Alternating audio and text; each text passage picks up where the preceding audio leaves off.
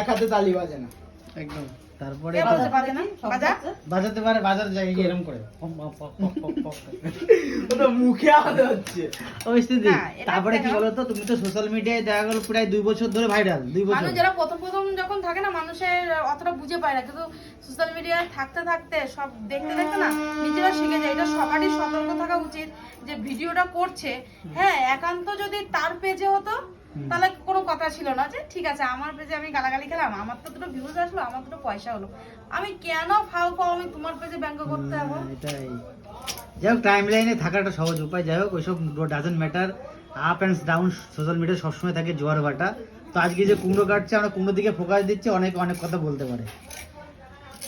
তো ওইসব কোনো বিষয় না, তাই না মিষ্টিদি? একদম।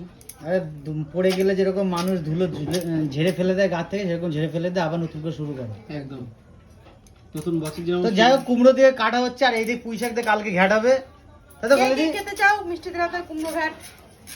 অবশ্যই চলে আসো। হঠাৎ করে চলে আসো কালের দোকানে। তো চলো, কুমড়ো কাটা ভিডিও তোমাদের সাথে শেয়ার করলাম, ভালো লাগলে অবশ্যই লাইক কমেন্ট শেয়ার করে দিও। চলো।